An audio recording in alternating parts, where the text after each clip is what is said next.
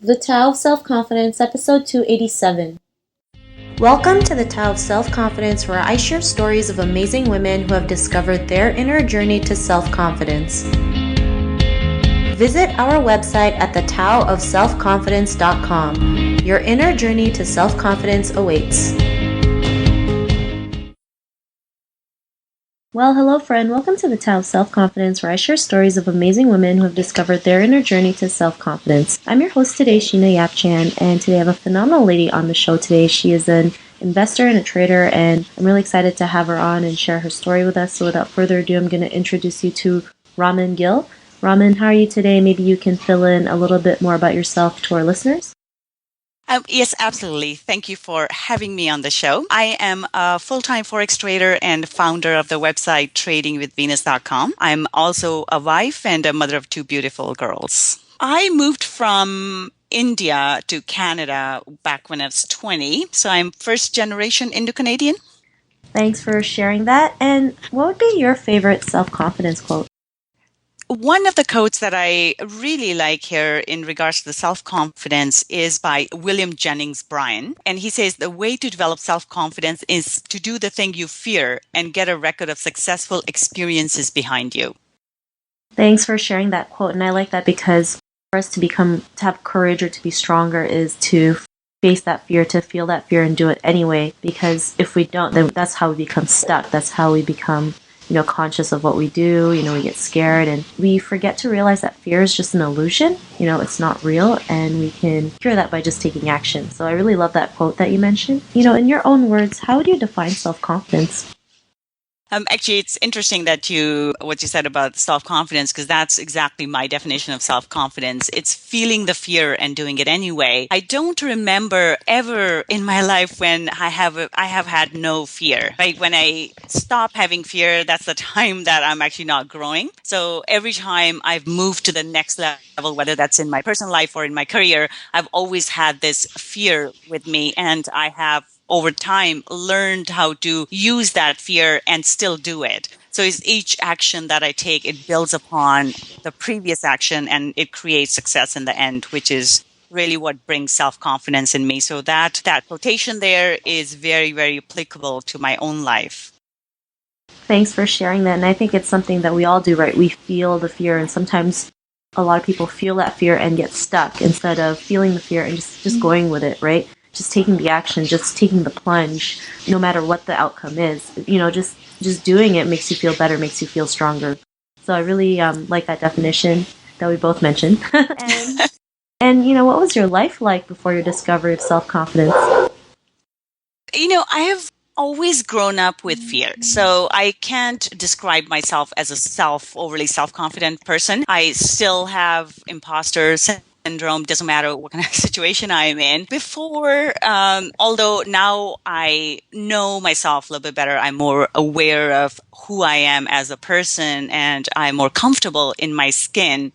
However, before, I remember when I was growing up, I just had absolutely no self-confidence. I remember this one situation when I was in school. We were asked to raise your hand if you wanted to be in the gym class. Not the gym, sorry, in the gymnastics. And I was so scared. I could not put my hand up. All we had to do was put our hands up so the teacher can then come talk to us after. And I sat there in fear, like trembling, wanting to so badly to put my hand up and just not having the courage to do it. And then after that, I thought, okay, I'm going to go and talk to the teacher on my own. And it never happened. And I remember looking back a year later, they did a big performance at the end of the year. And I sat there and I sat through the performance just crying because I could have been on the stage participating in that performance as opposed to just sitting there and feeling sorry for myself. So that's one of the experiences I remember how I just didn't have the self-esteem.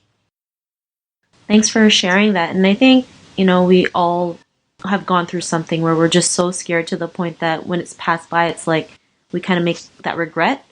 It's like, why didn't I do it? I should have done that, and, things happen for a reason.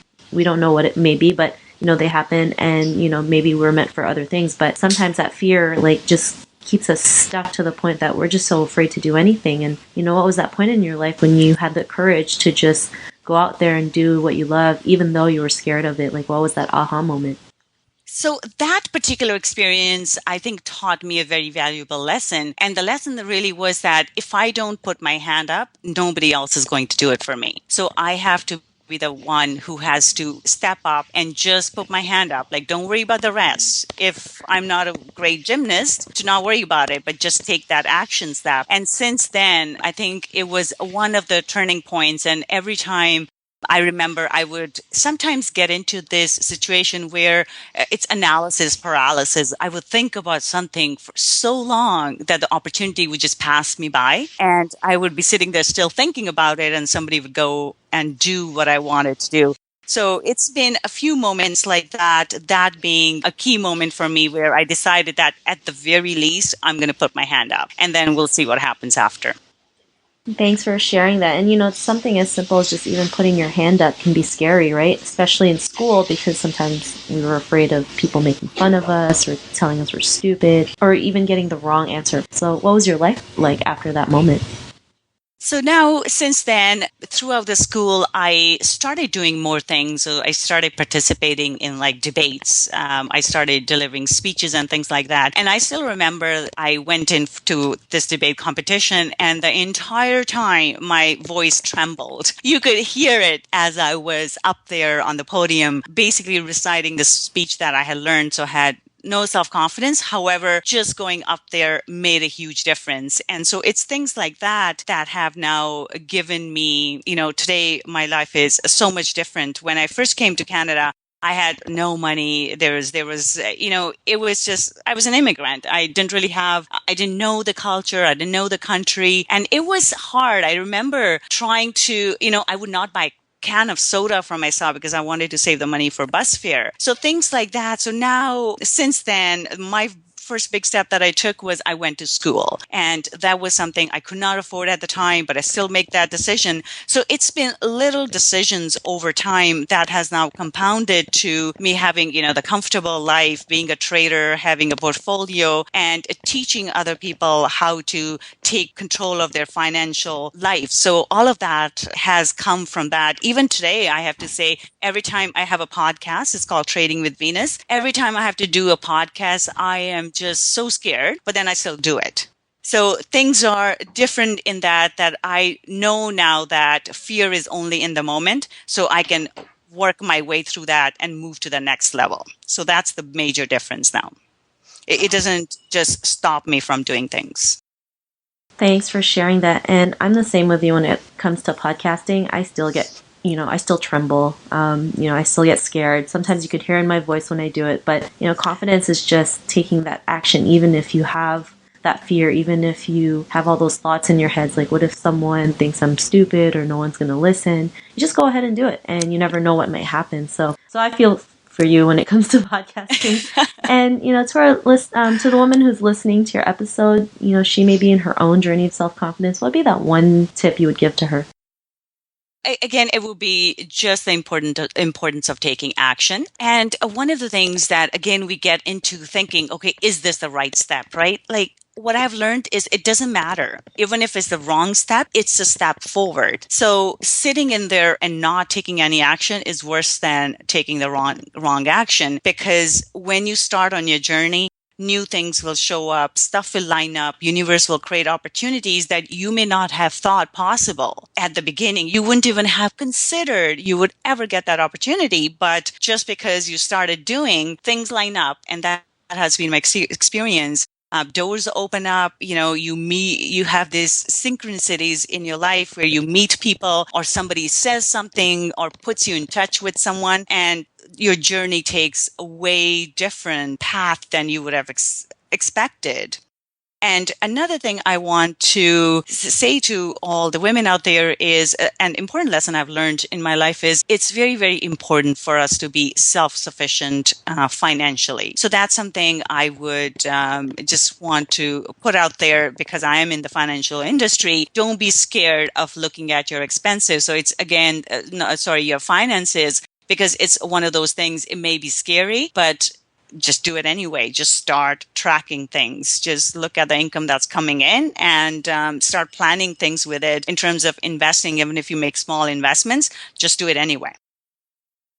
Thanks for those awesome tips. And I believe also that as women we should be self-sufficient financially, because we never know what's going to happen. And sometimes taking the wrong steps actually lead us to the right steps, even if we can't see it at the moment. So I love the tips that you mentioned. And if our listeners wanted to connect with you or get to know a little bit more about you and what you do, is there any links or social media profiles you can share with? Yes, absolutely. So my website is tradingwithvenus.com. And if someone wanted to get started in the financial markets, I have put together a free video course. It's a starter course, and it's called tradingwithvenus.com/Forex intro. So you can learn a little bit more about the financial markets if somebody's interested. But otherwise, tradingwithvenus.com. And I have a podcast called Trading with Venus. It's on iTunes and also on Stitcher. And my YouTube channel is also Trading with Venus. Awesome. Well, thanks for sharing that. And to our listeners, if you want to connect with Raman, you can also head on over to thetaoofselfconfidence.com and search for Raman's name. Her show notes will pop up along with everything else we talked about. And I just want to thank Raman for taking the time to share her story with us. So thank you so much. Thank you very much. It's a pleasure to be on the show. Not a problem. It was awesome having you on and share your story. So our listeners, be on the lookout for another new episode of another amazing woman's journey to self-confidence, and we'll talk to you soon. Bye for now. Thank you for tuning in to another amazing episode of The Tao of Self-Confidence. Visit our website at thetaoofselfconfidence.com to check out cool resources, blog articles, show recaps, and so much more. Your inner journey to self-confidence awaits.